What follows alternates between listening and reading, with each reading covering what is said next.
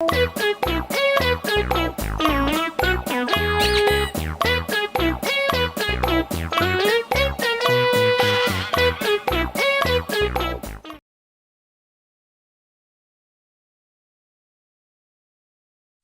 7.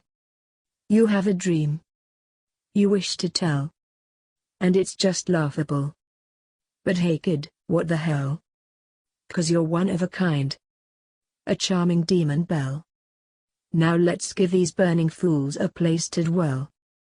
Take it, boys. Music had started and Alastor began to sing. He had such a lovely voice. I felt someone nudge me and turned my head towards the direction of the contact and tilted my head as Husk eyed my form cautiously. "So, you're that misfit's twin?" Husk asked, looking me up and down. "Not really," I replied, still looking at him confused. "Oh right, what are you then, huh?" "He said you're his partner or whatever," Husk said with a small unamused laugh at the end. "Yes, he did say that. And yes, I am his partner, but not in the sense that we are brotherly related," I said matter-of-factly. "Boo. Inside of every demon is a lost cause. But we'll dress 'em up for now with just a smile. With a smile. And we'll chlorinate this cesspool. With some old redemption flair. And show these simpletons some proper class and style." "What's in style?" "You not related? And you're more than just business accomplices. So you're?" Husk cut himself off as I only nodded. He broke out in laughter, but he noticed that I wasn't laughing with him. "Nah. You're just pulling my leg. That fucker doesn't know the slightest slither of knowledge about how to love," Husk said mockingly. I stayed silent, frowning, silent. "Oh. Here below the ground. I'm sure your plan is sound. They'll spend a little time down at this has-been ho." An explosion had cut Alastor's song off and made everything quiet. I watched as Nifty got flung back with the bit of wall that broke off. There was a crash and a woo. Me and Husk walked over to the hole and out towards the others. "Ha. Well, look who it is harboring the striped freak ! And who is this?" "Another striped deviant," a male shouted, laughing. "We meet yet again, Alastor." Alastor bit his tongue as to not growl at the snake demon who called his beloved lover a deviant. "Do I know you?" my buck asked, and I walked up to his side. There was a balloon deflation sound. "Oh, yes you do," he angrily said, then it clicked. "Serpentious," I mumbled. "And this time, I have the element of surprise." Serpentious let out maniacal laughter. "I'm so evil." More maniacal laughter left the snake's mouth. A giant hole or portal of some sort opened up from beneath the blimp. Ship black inky tentacles wrapped around the aircraft and slammed it around dangerously. There were explosions and glass breaking accompanied by screaming and another slam. "Oh, that hurt." Another slam and then squeaking. We heard Serpentious screaming, then a crunch. There was demonic radio static all around us. I clung to Alastor's side some more. One more final explosion as the aircraft was dragged down into the opening and the hole closed up as the noise dies down until nothing. "Well, I'm starved," Alastor exclaimed and looked down at me. "Are you, my darling?" he asked. "Peckish," I answered quietly. "Who wants some jambalaya?" Alastor asked quite loudly. "My mother once showed me a wonderful recipe for jambalaya." We walked back towards the hotel and Alastor wrapped an arm tightly and firmly around my waist as we made our way together. In fact, it nearly killed her. We laughed. You could say the kick was right out of hell. "Oh, I'm on a roll," Alastor said while laughing. "Yes sir, this is the start of some real changes down here," he said loudly as I nuzzled him. "The game is set," I muttered.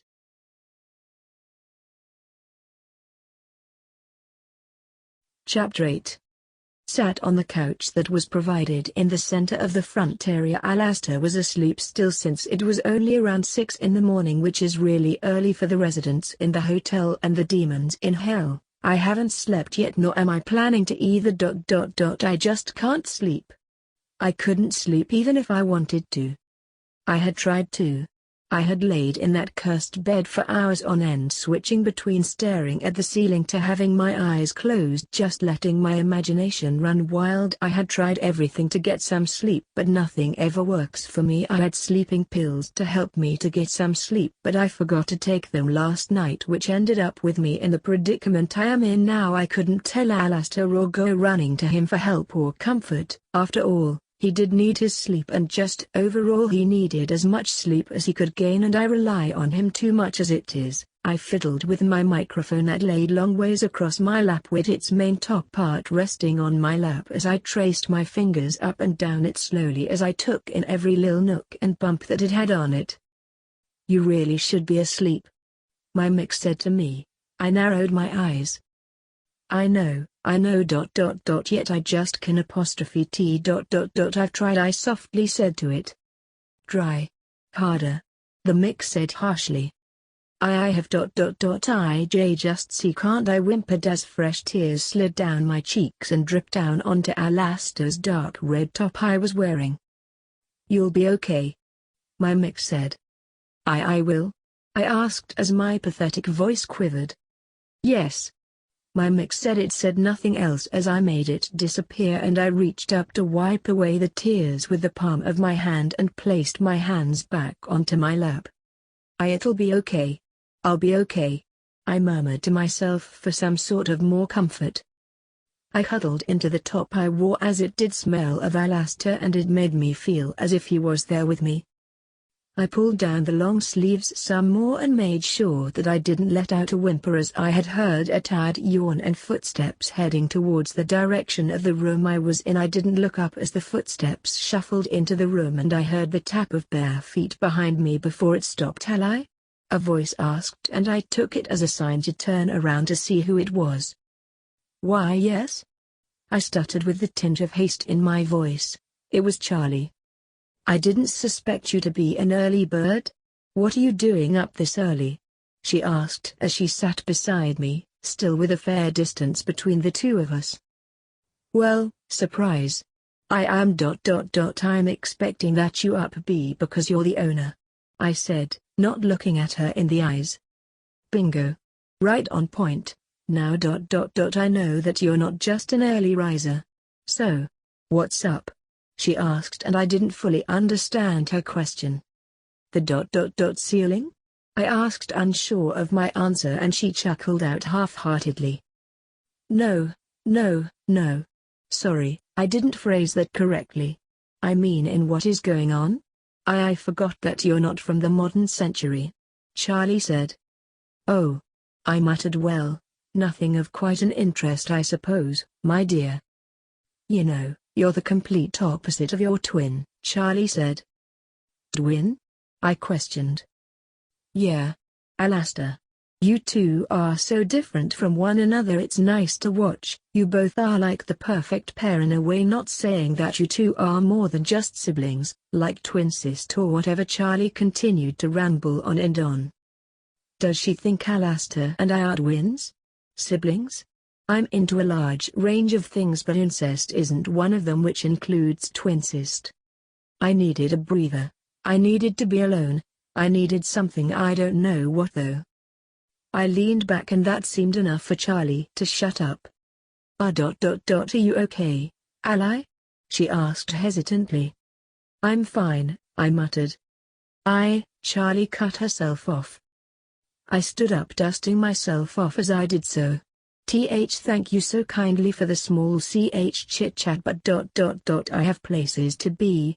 Maybe we could talk again sometime," I said as I walked away towards the large staircase and walked up to them for a while. I reached the door of Alastor's room and went to knock. I raised my hand but stopped short. I couldn't wake him for something as silly as this. Why aren't we allowed to share a room? I stepped back and crossed my arms behind my back as I simply walked away and back to my room. With each step I seemed to pick up the pace until I was jogging my way through my room door and slamming the door behind me, shutting it and locking it from the inside before sliding down it and pulling my knees to my chest and resting my head on them. I tried to calm my breathing as I was so confused as to why my mood is changing so drastically. I should have stayed with Charlie. I should have been truthful with her. Maybe she could have helped me. I ruin everything.